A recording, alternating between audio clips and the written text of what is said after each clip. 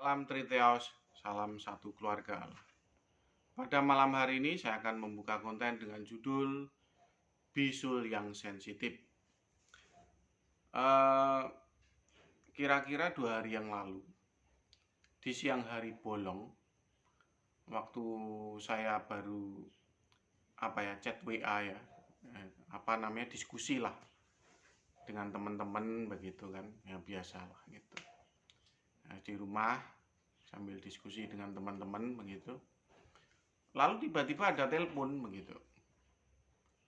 Ada telepon yang tahu-tahu mengatakan, coba Pak Jody sebutkan literatur mana yang mengatakan bahwa kami itu triteos gitu. Ini ngomong apa gitu. Kalau ada literatur yang mengatakan kami itu triteos itu fitnah gitu. Ini ngomong apa lagi gitu. Jadi itu mendadak bro. Nah, jadi rupanya itu begini. Ada seseorang yang memiliki corak doktrin Oneness berdebat dengan orang yang bercorak doktrin homoousios pribadi. Nah, mereka yang berdebat tiba-tiba nyangkut-nyangkutin saya gitu. Lah padahal saya ini nggak ada hubungannya begitu, nggak ada urusannya. Jadi saya tuh sempat mikir ini ngomong apa begitu. Tapi setelah 1 hari, 2 hari ini saya mulai berpikir gitu. Oh ternyata mereka yang berdoktrin wannabe ini memiliki bisul yang sensitif. Jadi mereka ini lucu ya bro ya, lucu sekali. Mereka membuat doktrin seperti ini ya.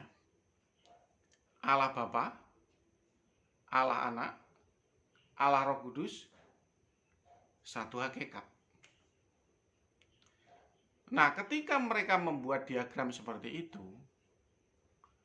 lalu kita dari pihak luar mengatakan bahwa itu doktrin triteos, mereka ngamuk. Mereka bilang itu fitnah. Ada semen 3 roda ya, semen 3 roda.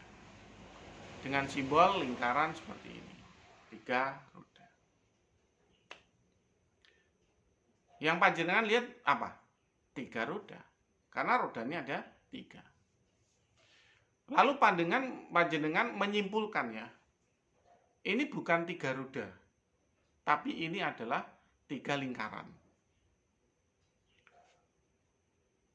Lalu kemudian pabrik semen 3 roda ini merasa difitnah. Karena apa? Karena mereknya dia itu 3 roda tapi disebut 3 lingkaran. Ngamuk-ngamuk. Nah inilah yang saya tuh heran gitu. Mereka yang punya doktrin, mereka yang membuat diagramnya, mereka yang membuat gambarnya, kita orang menyimpulkan, lalu mereka bilang bahwa itu fitnah. Nah, lucunya itu dalam mengatakan bahwa kita tuh memfitnah mereka tuh ngamuk. Itu kayak kita tuh nyenggol orang yang punya bisul. Ngamuk. Saya sampai heran gitu. Saya jelaskan, loh bro, memang kan diagrammu begitu.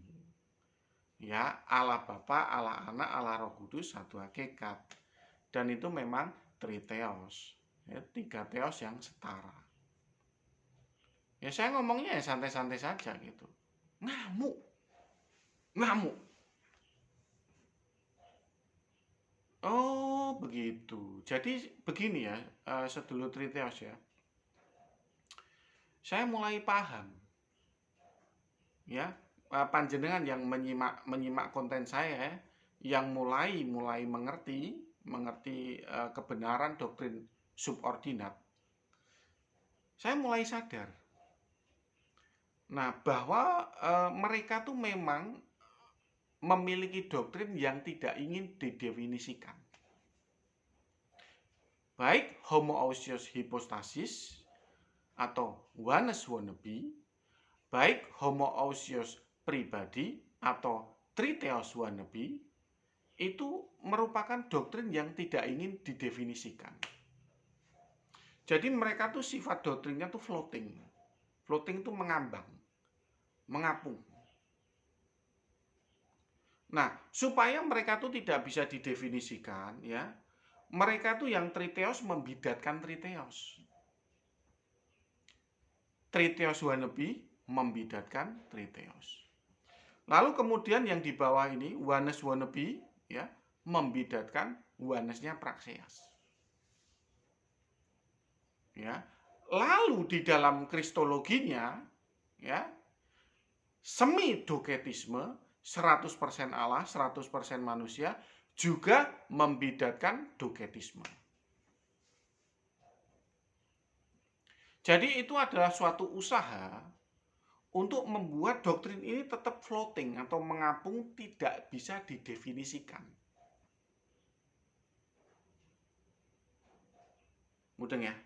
Jadi memang itu adalah rekayasa para teolog-teolog homoousios di masa lampau, ya, membuat doktrin ini memang sengaja tidak bisa didefinisikan. Kalau ada yang mencoba mendefinisikan doktrin ini, dianggap memfitnah. Kalau panjenengan ya mendefinisikan oneness wannabe menjadi doktrin oneness, dianggap memfitnah. Kalau panjenengan mendefinisikan tritheos wannabe menjadi doktrin tritheos, dianggap memfitnah. Kalau panjenengan mendefinisikan 100% Allah, 100% manusia, Anda bilang bahwa itu adalah semi doketisme, maka Anda disebut memfitnah.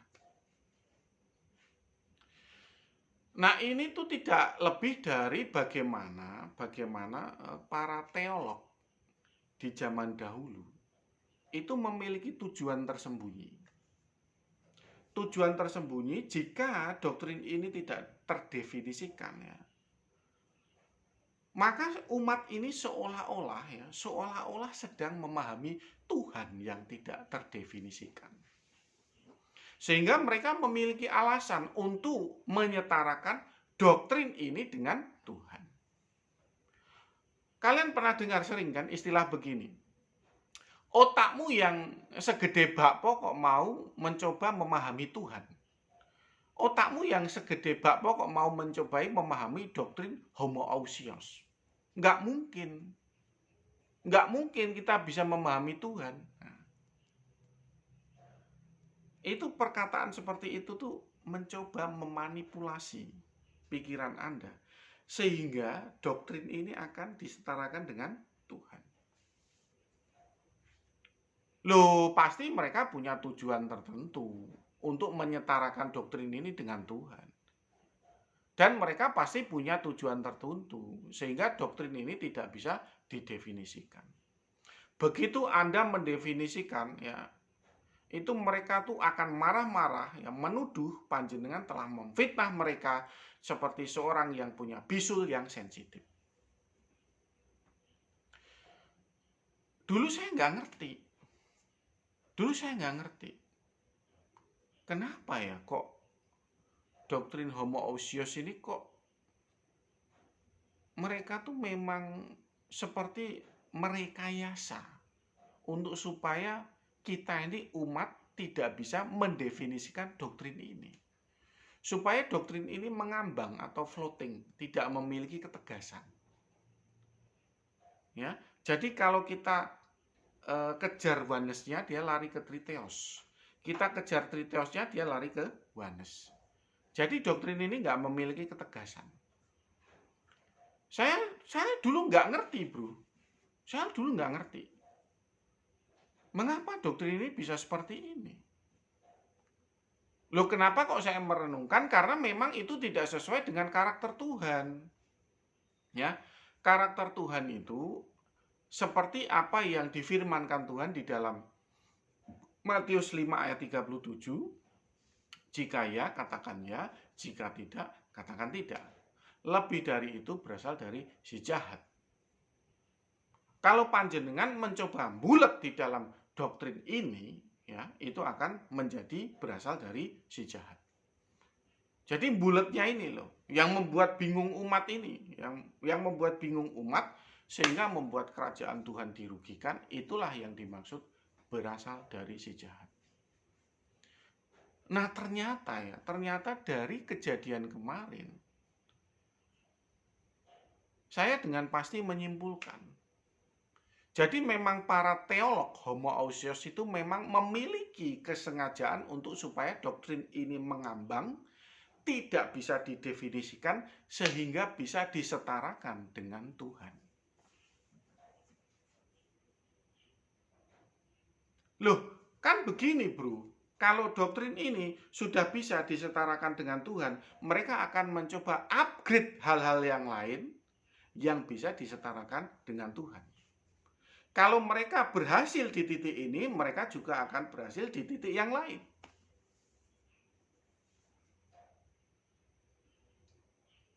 Ya kan? Misalnya adalah kepemimpinan atau patriark itu setara dengan Tuhan. Nah, ya kan? Kepatriarkan itu adalah setara dengan Tuhan. Nah, karena patriark ini adalah wakilnya Tuhan di muka bumi ini. Nah, bisa nggak? Bisa nggak mereka mencoba upgrade ke arah itu? Bisa nggak? Bisa banget. Bisa banget. Jadi mereka tuh test in the water pertama kali itu adalah mencoba untuk menyetarakan doktrin itu dengan Tuhan. Setelah ini berhasil, manipulasinya kepada umat itu berhasil, mereka upgrade kepada istilah-istilah yang lain. Istilah kepemimpinan. Kepemimpinan ini setara dengan Tuhan, tidak bisa diganggu gugat.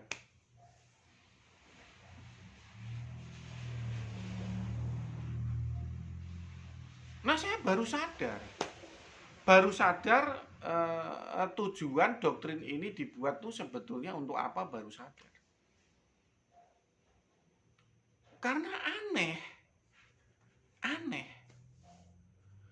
Mereka triteos wannabe, ya, mereka yang menggambar lingkaran-lingkaran diagram itu sendiri.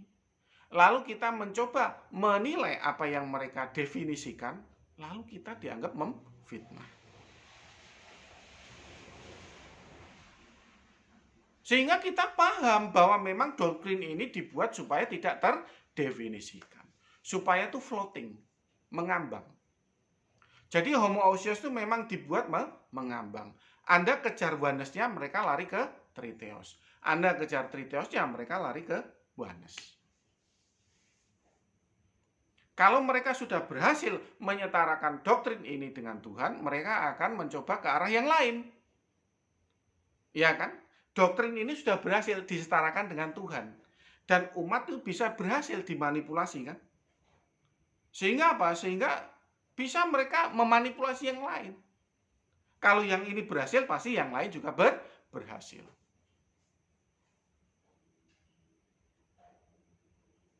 Ya kan? Bisa juga mereka melangkah ke arah istilahnya adalah kepemimpinan agama yang mutlak, yang tidak bisa diganggu gugat. Karena mereka itu adalah wakil dari Tuhan, yang tidak bisa salah. Bisa nggak? Bisa banget. Bisa banget.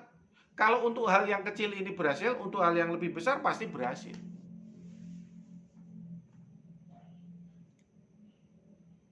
Nah, makanya panjenengan yang hidup di zaman modern ini, ayo tolong dong ya.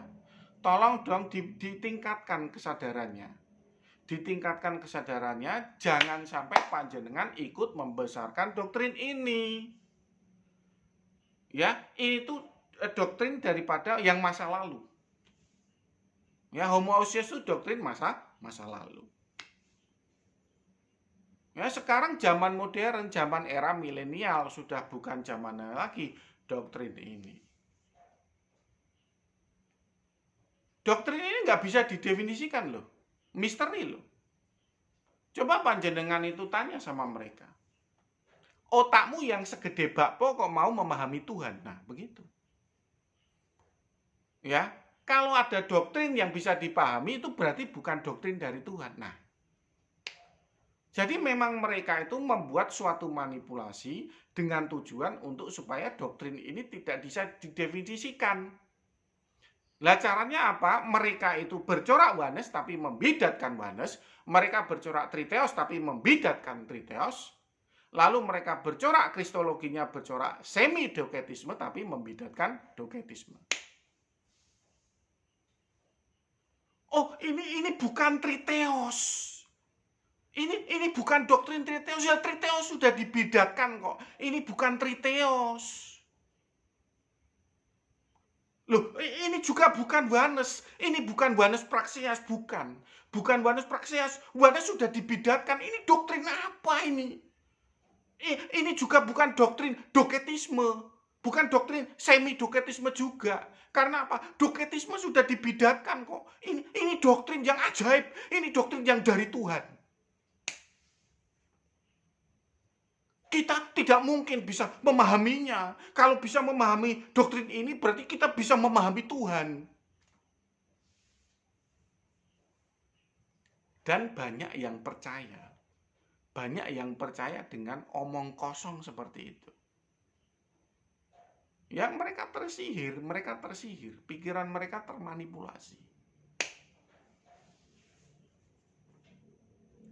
Lah panjenengan yang menyimak konten saya ya tolong ya disadarkan. Saudara-saudara panjenengan, sahabat-sahabat panjenengan disadarkan dari doktrin ini.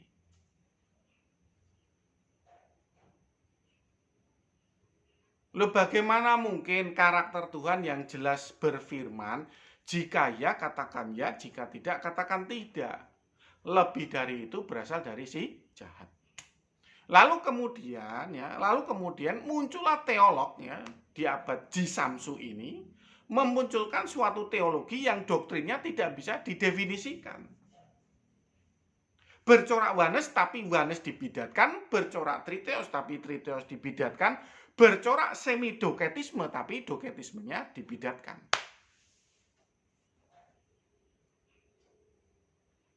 Luar biasa. Ya. Oh, kalau panjenengan menganggap doktrin ini Triteos, panjenengan apes. Ya, panjenengan sedang menyenggol bisul yang sensitif. Kalau panjenengan menganggap doktrin ini doktrin Yohanes, maka panjenengan apes. Panjenengan sedang menyenggol bisul yang sensitif. Anda dianggap memfitnah. Benar. Mana literaturnya? Mana sumbernya? Mana sumbernya? Padahal mereka sendiri yang membuat diagram itu. Kita hanya menilai diagram itu, dan ketika kita menilai diagram itu, kita dianggap memfitnah. Jadi begitu Anda mencoba mendefinisikan doktrin ini, Anda disebut pemfitnah. Jadi doktrin ini memang sengaja dibuat untuk supaya kelihatan misteri. Loh, tujuannya apa? Tujuannya untuk menyamai misterinya Allah.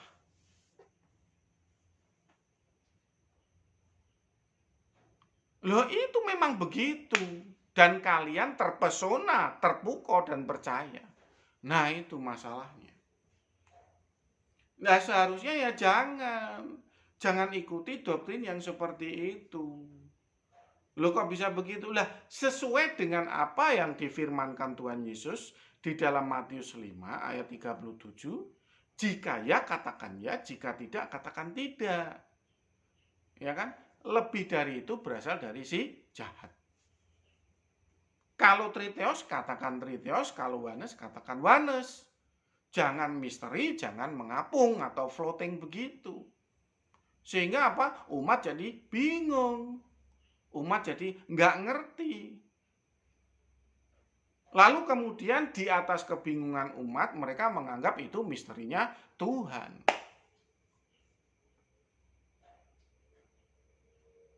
Nah, panjenengan yang menyimak apa yang saya sampaikan, tinggalkan doktrin ini, tinggalkan.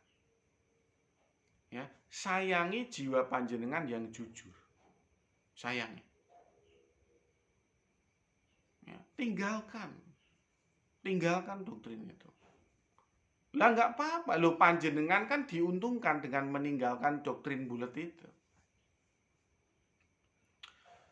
Pak Jody, saya nggak percaya kok itu doktrin bulat. Lo kalau nggak percaya silahkan aja diskusi dan debat dengan mereka.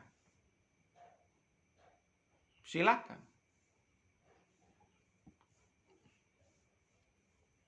Ya silahkan, nggak apa salah. Begitu.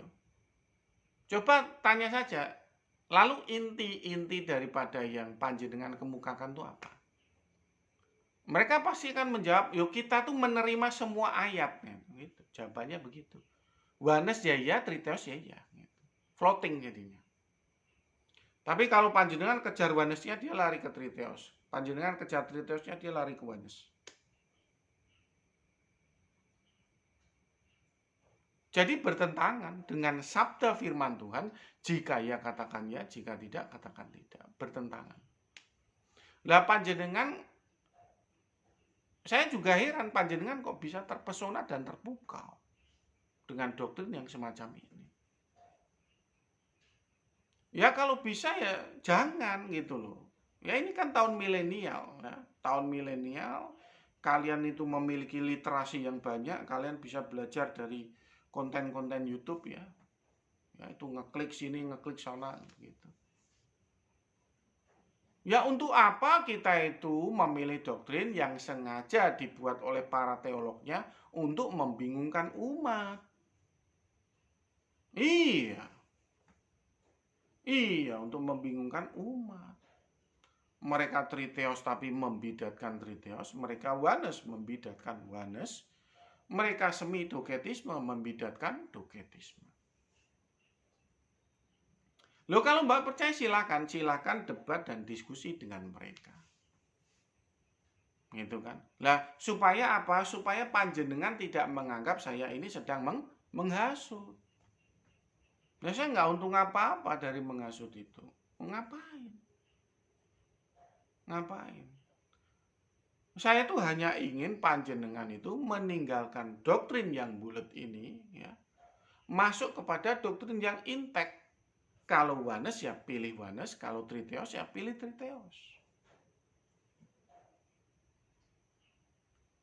Ya jangan sampai berlarut-larut ke dalam doktrin ini. Aduh Pak Jody, saya nggak mudeng tentang doktrin Oneness. Tanya orang tentang doktrin Oneness. Aduh Pak Jody, saya nggak mudeng tentang doktrin Triteos. Tanya orang kepada orang yang ngerti doktrin Triteos. Nah, semoga usaha Anda panjenengan untuk lepas dari doktrin bulat ini diberkati Tuhan dan panjenengan menemukan doktrin yang jujur. Loh kok bisa begitu? Loh karena bagaimana itu akan membentuk karakter panjenengan. Ya, sayangilah jiwa jujur yang ada di dalam diri panjenengan.